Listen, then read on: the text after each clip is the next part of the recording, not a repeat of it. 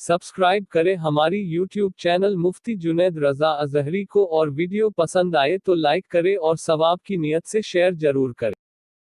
बिस्मिल्लाहिर्रहमानिर्रहीम।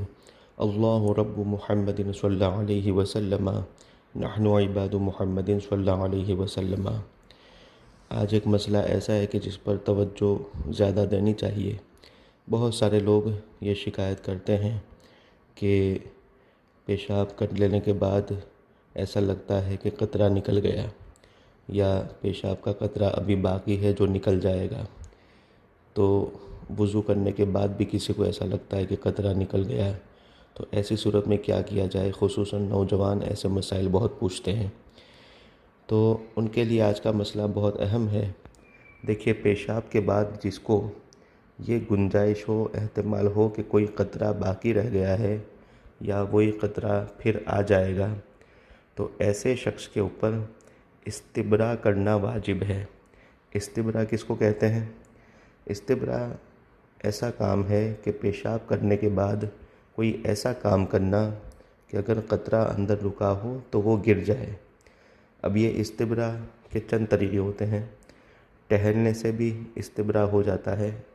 थोड़ा सा टहल लिया तो वो कतरा निकल जाता है, या ज़मीन पर ज़ोर से पाँव मारने से, या दाहिने पाँव यानी कि सीधी तरफ का पाँव बाईं उल्टे पाँव के ऊपर दबाने से, या बाएं पाँव को दाहिने पाँव पर रखकर ज़ोर देकर दबाने से भी होता है, या बुलंदी ऊंचाई से थोड़ा नीचे की तरफ उतरने से भी कतरा निकल जाता है, या नीचे से बुलंदी की तरफ चढ़ने से हो जाता है, या ज़ोर से खंकारने से इस तरीके से खंकारने से, या बाईं करवट डाबा पासा जिसको कहते हैं गुजराती में, बाईं करवट पर लेटने से भी होता है। खड़े रह कर के सांस नीचे की तरफ लेने से, कई तरीके इसके होते हैं कि जिससे इंसान को शुरू के कुछ दिनों में ही पता चल जाता है कि उसका कतरा कैसे बाहर निकलता है। तो ये बहुत सारे तरीके इसमें दिखाए गए। इसमें से जो तरीका जिस इंसान को सेट हो वो उस तरीके से करे, ताकि वो कतरे की जो गुंजाइश है वो ख़त्म हो जाए और कतरा निकल जाए। कुछ लोग ऐसा होता है कि पेशाब करने के बाद थोड़ी देर के लिए खड़े हो जाते हैं, बिल्कुल सारे आज़ा को ढीला छोड़ देते हैं। उसके बाद फिर थोड़ी देर के बाद फिर जब बैठ जाते हैं तो बाकी के कतरे पेशाब की सूरत में भी निकल जाते हैं। तो इस तरीके से कोई भी काम करें कि वो कतरे निकल जाए, और इस्तिब्रा उस वक्त तक करें कि दिल को इत्मीनान हो जाए कि वो कतरा निकल गया, अब नहीं निकलेगा।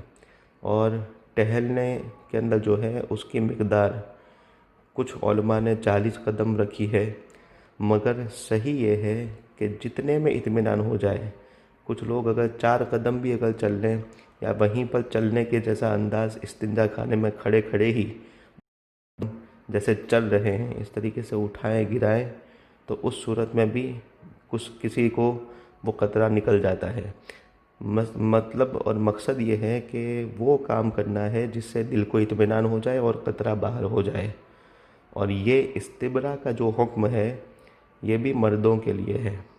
औरत फारिग होने के बाद, पेशाब कर लेने के बाद थोड़ी देर रुक करके वो तहारत कर ले, क्योंकि ये सब कुदरती निज़ाम है।